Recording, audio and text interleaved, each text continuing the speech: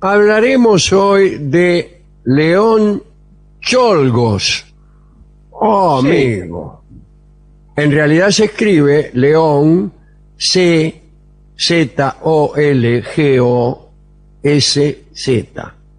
Usted sabe que en algunas lenguas la C y la Z hacen la Che. Por ejemplo, Checoslovaquia está escrito Czechoslovaquia. Semenevich, decíamos aquí, es Semenevich. Bien, vamos a situarnos un día del año 1901 en Estados Unidos. Ahí andaba la Exposición Panamericana de Buffalo, que es la capital del estado de New York. Multitudes, había corridas de toro. ¿Cómo va a haber corridas de toro en Búfalo? Bueno, el búfalo también Bueno, tiene algo que Sí, ver. claro. Pero en Nueva York, corridas de toros. Había reproducciones de aldeas japonesas, fuentes como la de Versailles. Estaba el stand Viaje a la Luna, por ejemplo. Mostraba enanos vestidos como alienígenas que servían queso verde. Bueno, era de bastante mal gusto la Exposición Panamericana de Búfalo. Sí, parece que También había una torre eléctrica de 118 metros. Era una especie de aguja iluminada con miles de velas eléctricas, que eran lamparitas. Y brillaba de una manera tan hermosa durante la noche que los visitantes lloraban de emoción. Al cuarto día de la exposición, llegó de visita el presidente de los Estados Unidos, que era entonces William McKinley, un republicano. Su vicepresidente era nada menos que Teodoro Roosevelt, aquel que cazaba. La visita presidencial coronó la exposición como el acontecimiento nacional del año. El presidente McKinley era un experto en relacionarse con las multitudes que lo rodeaban. A lo largo de sus 5 años como presidente, a McKinley le encantaba andar entre la gente. Coqueteaba con enorme elegancia con las damas, saludaba a los banqueros quitándose el sombrero o les pellizcaba los cachetes a los niños. Pero con el fin de evitar que los admiradores lo retuvieran, desarrolló una técnica para el apretón de manos. Sonreía ampliamente y envolvía los dedos de la persona sobre su palma, de modo que podía separarse cuando él lo decidiera. Es decir, impedía que le apretaran los dedos a él y le sostuvieran el apretón durante demasiado tiempo. Dice la crónica, McKinley sonreía, apretaba la mano del entusiasta con su mano derecha y muy sutilmente apartaba al saludador con el antebrazo izquierdo. Así que mientras te daba la mano te iba sacando con el antebrazo de la otra mano. Un dato, McKinley llegó a dar un promedio de 50 apretones de manos por minuto. Pero impresionante. Sí, muy rápido. 1 por segundo casi. Sin embargo, entre la multitud jubilosa, había un hombre, un trabajador flaco, con un pequeño bigote, que estaba furioso. Se llamaba León Czolgosz. Y ahora tenemos que retroceder un poco. Este hombre había empezado a trabajar como obrero hilador en 1883 a los 10 años de edad. 10 años más tarde, la hilandería redujo los salarios durante el pánico financiero de 1893 y, bueno, al final lo despidió, porque el tipo participó en una huelga. Czolgosz era socialista. Durante esa década había un movimiento socialista importante que se había enfrentado en numerosas ocasiones a los dueños de las fábricas en Estados Unidos, ¿no? Había líos constantes con tipos como los Carnegie, los Vanderbilt, todos esos tipos. Czolgosz logró recuperar su trabajo usando un nombre falso para que no lo reconocieran como un obrero huelguista. Pero su vida como trabajador terminó cuando tuvo una misteriosa crisis mental en 1898. Entonces se retiró a la granja familiar. En momento, ¿cómo? Primero era un obrero que le bajaban el sueldo, lo echaban y qué sé yo, y ahora tiene una granja familiar. Sí, de otro, de un tío será. ¿Qué sé yo? Es medio raro, ¿eh? No es ahí donde trabajan los anarquistas. Sí, es raro. Bueno, allí hacía trabajos mecánicos. Bueno, es raro también que en una granja familiar se hagan trabajos mecánicos. Arreglaría Sí, los bien, tractores. Es verdad. Pero no sé si había tractores en aquel momento. Bueno, la mayor parte del tiempo cazaba conejos y leía temas socialistas.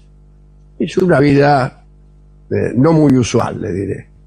Otros cazan socialistas y leen libros acerca de conejos. Sí. También se volvió retraído y solitario en su habitación, de la que casi no salía.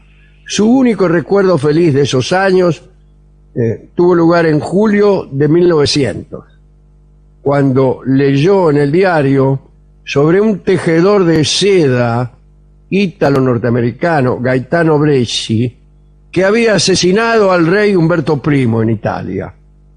Sí. Czolgosz quedó fascinado por la figura de Bresci y conservó el recorte del diario. En mayo de 1901, Czolgosz oyó hablar a una líder anarquista, Emma Goldman, en Cleveland, y enseguida se convirtió del socialismo al anarquismo, medio que pensando que era lo mismo. Siguió a esta chica Emma Goldman a Chicago, y allí a los líderes anarquistas le llamaba camaradas y les pedía en tono conspirativo que asistieran a sus reuniones secretas. En general, la mayor parte de los anarquistas lo encontraban patético o sobreactuado a Czolgosz. Otros lo consideraban ignorante o absolutamente peligroso por una estupidez que lo volvía meritócrata en medio del anarquismo: matar al presidente. Alquiló un cuarto sobre una taberna cercana a la exposición de Búfalo y dijo que tenía la intención de vender souvenirs. Czolgosz se dedicó a seguir los pasos del presidente McKinley. El 6 de septiembre, el último día de la visita presidencial, McKinley se dirigió a la reproducción de las cataratas del Niágara. ¡Qué extraordinario! Esa es una fiesta, una feria. Bueno, el presidente parecía disfrutar muchísimo. Les decía a los que lo saludaban: no sé si me voy a ir de aquí algún día. Bueno, a media tarde McKinley tuvo un último evento, una reunión en el Templo de la Música. Era un domo rococó enorme, un odeón. A un costado había un organista que tocaba Bach en uno de los mayores órganos del país. Czolgosz encaró hacia donde estaba el presidente. En ese órgano debe haber tenido algo que ver Carnegie, que recién nombrado era uno de los grandes industriales Sí. hombres de negocios de aquel momento, de los hombres más ricos del país, que creo que había donado unos 7.000 órganos a distintas iglesias y lugares de culto donde no había órgano, ¿no? Y entonces le daba lástima que cantaran sin acompañamiento. Entre otras cosas, también construyó el Carnegie Hall, Ah, mire usted. El de Era Nueva ese York. Carnegie. Sí, ese Carnegie es. Sí. Era en realidad un gran benefactor, o trataba de serlo, ¿no? Era un hombre de los que ya no hay ahora, donde los hombres de negocios son solo hombres del mundo de los negocios y no tienen ningún prurito humanista en general. Este sí. Bueno, el caso es que Czolgosz encaró hacia donde estaba el presidente y andaba con una mano vendada, la mano derecha vendada con un pañuelo. ¿Y qué tenía ahí escondido en el pañuelo y en la mano? Un bufoso, señor. Claro. Llevaba el 6 luces ahí como parte del vendaje. McKinley, siempre dispuesto a desplegar su método de apretones de manos muy rápidos, estiró la mano para saludar. Y Czolgosz impidió que McKinley le diera la mano a su manera. Decía a su manera porque lo reventó a tiros. Pero, Bueno. pero el presidente no murió. Quedó malherido, pero no murió. Czolgosz hubiera querido disparar 5 veces, pero apareció un grandote, apareció tarde, pero apareció, y le rompió la cara. Czolgosz cayó al piso con imágenes borrosas de botas y culatas. A unos metros de allí, los guardias pusieron a McKinley en una silla y para atenderlo, vinieron, no sé qué, algunas enfermeras, pero había un alboroto alrededor de Czolgosz y McKinley lo notó, que habían agarrado a alguien, y dijo: no sean muy duros con él, muchachos. La ambulancia de la exposición, que en realidad era un carruaje sin caballos, uno de los primeros carros eléctricos, condujo apresuradamente a McKinley a un puesto de socorro muy afamado que se encontraba cerca de allí. El mejor cirujano de Buffalo estaba ocupado con otro paciente, por lo cual los funcionarios consiguieron al médico más destacado que pudieron hallar, ¿no? Que era un ginecólogo. Además lo consiguieron con el pelo a medio cortar, porque el tipo estaba en la peluquería cortándose el pelo. Sí. Bueno, el ginecólogo se preparó para la cirugía, mientras McKinley andaba ahí resoplando. A pesar de la iluminación eléctrica que había en toda la exposición, la clínica no tenía electricidad. Usaron espejos para reflejar la luz del sol, o sea que era de día. El médico logró coserle el estómago a McKinley, pero no pudo encontrar la segunda bala. Había 2 balas. Entonces lo cosió nomás, sin drenar la herida, le dejó la bala adentro. En ese momento miles de personas ya se arremolinaban junto al templo de la música, clamando para que lincharan al asesino. Algunos blandían sogas, andá a saber dónde las consiguieron. Fue difícil lograr que Czolgosz llegara a la cárcel con vida. Durante la semana posterior a su cirugía, McKinley convaleció allá en una mansión que consiguió. Teddy Roosevelt, el vicepresidente, rápidamente fue a su lado. Todos los días informaban a la prensa cuál era la temperatura y el pulso. Tenía 38 grados todos los días y 120 de pulso. Sí. Eran números altos, Sí, pero se alto. mantenían constantes. Y McKinley permanecía coherente y lúcido. Incluso en una ocasión preguntó por Czolgosz. La gente confiaba en que se recuperaría.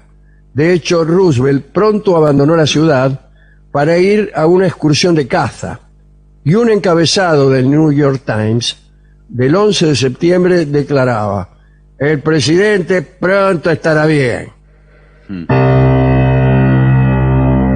Pero McKinley se murió el 14 de septiembre de 1901, menos de una semana después.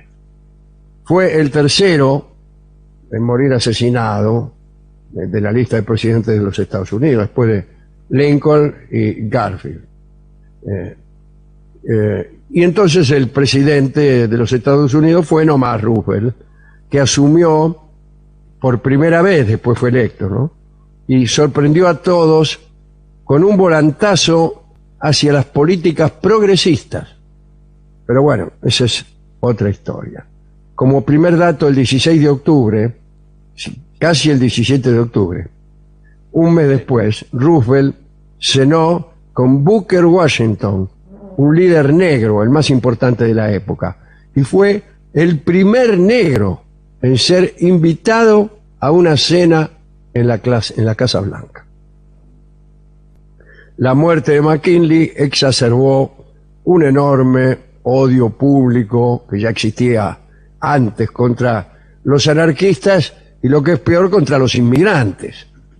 Czolgosz era un ciudadano estadounidense, sin embargo. Había nacido en Detroit. Pero la mayor parte de la gente estaba de acuerdo con un diario en donde se leía: menos mal que tiene un nombre que no se puede confundir con un nombre estadounidense. Claro. Qué feo gentilicio es estadounidense. Bueno, Sí. Czolgosz no tuvo que esperar mucho tiempo. Su juicio se inició el 23 de septiembre, solo 9 días después de que muriera McKinley. El juicio duró 8 horas, durante 2 días. Este tiempo incluyó 2 horas para seleccionar al jurado, tiempo en el cual los 12 jurados, tiempo en el cual está de más. Punto. Los 12 jurados admitieron que prácticamente ya habían tomado una decisión. No, estaba bien. Habían tomado una decisión incluso mientras estaban eligiéndolo. Y claro. Buah. Czolgosz, citando su credo anarquista, rechazó la legitimidad de sus defensores, que habían sido nombrados por la corte, y se negó a hablar con ellos. El jurado decidió la muerte de León Czolgosz en media hora. Y de un modo acorde con el principal tema de la exposición, que eran las maravillas de la electricidad, un juez de Búfalo sentenció a Czolgosz a morir en la silla eléctrica en la prisión estatal de Auburn. Cuando lo sentaron en la silla, Czolgosz inmediatamente condenó de nuevo al gobierno. Lo último que dijo fue: yo maté a ese hombre porque era un enemigo de la gente buena, los buenos trabajadores. No siento remordimiento por mi crimen, lamento no ver a mi padre. Y fue ejecutado. Tenía 28 años. Y fue el 29 de octubre de 1901.